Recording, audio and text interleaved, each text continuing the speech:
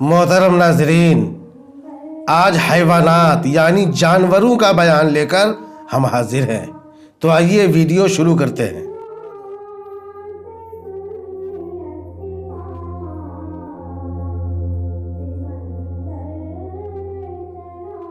اللہ تبارک و تعالی نے سب سے پہلے مچھلی کو پیدا فرمایا۔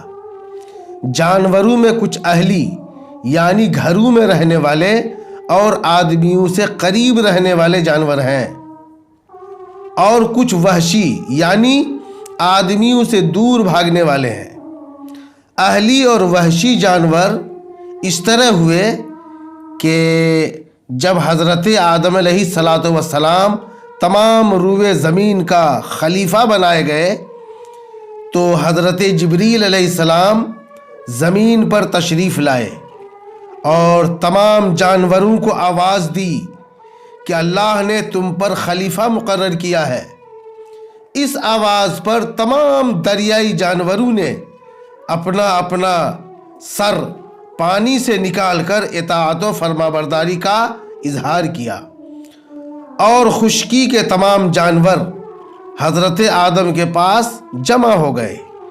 پھر حضرت آدم علیہ السلام نے ہر جانور کو قریب بلایا اور اس پر اپنا ہاتھ رکھنا شروع کیا، تو جو جانور حضرت آدم کے قریب آئے اور ان پر آپ کا ہاتھ پہنچا تو وہ اہلی ہو گئے، جیسے گھوڑا، بکری، اونٹ، بلی، کتا وغیرہ۔ اور جو جانور دور رہے ان پر آپ کا ہاتھ نہیں پہنچا، لہذا وہ وحشی ہوئے، جیسے نیل گائے، ہرن، خرگوش وغیرہ۔ جانوروں میں حمل کی مدت اس طرح ہے: ہاتھی میں حمل کی مدت 11 ماہ، اونٹ، گھوڑے اور گدھے میں 1 سال، گائے بھینس میں 9 مہینے، بکری میں 5 مہینے، بلی میں حمل کی مدت 2 مہینے، کتے میں 40 دن، اور تمام پرندوں کے بچے 21 دن میں ہو جاتے ہیں۔ جانوروں میں خرگوش، بیجو اور چمگادڑ کو ماہواری کا خون آتا ہے۔ جو جانور نمرود کی آگ میں پھونک مار رہا تھا تاکہ اللہ کے خلیل حضرت ابراہیم علیہ السلام کے لیے آگ اور بھڑک اٹھے اور آپ کو تکلیف ہو، وہ جانور گرگٹ یا چھپکلی ہے۔ حدیث شریف میں ہے کہ گرگٹ یا چھپکلی کو جو شخص پہلی ضرب میں مارے گا اس کو 100 نیکی ملے گی، دوسری ضرب میں اس سے کم، اور تیسری ضرب میں مارنے سے اس سے بھی کم نیکی ملے گی۔ چیونٹی، شہد کی مکھی، میڈک، لٹورا اور ہدہد کو مارنے سے منع کیا گیا ہے۔ میڈک اور ہدہد وہ جانور ہے جو اپنے منہ میں پانی لے کر آتش نمرود کو بجھا رہا تھا جس میں حضرت ابراہیم علیہ السلام ڈالے گئے تھے۔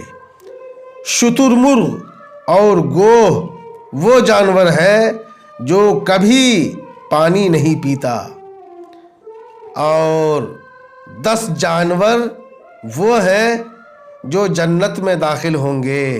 حضور صلی اللہ تعالی علیہ وسلم کا براق، حضرت صالح علیہ السلام کی اونٹنی، حضرت ابراہیم علیہ السلام کا گوشالہ، حضرت اسماعیل علیہ السلام کا مینڈھا، حضرت موسیٰ علیہ السلام کی گائے، حضرت یونس علیہ السلام کی مچھلی، حضرت عزیر علیہ السلام کا دراز گوش، حضرت سلیمان علیہ السلام کی چیونٹی، بلقیس کا ہدہد، اصحاب کہف کا کتا، یہ سب جنت میں داخل ہوں گے۔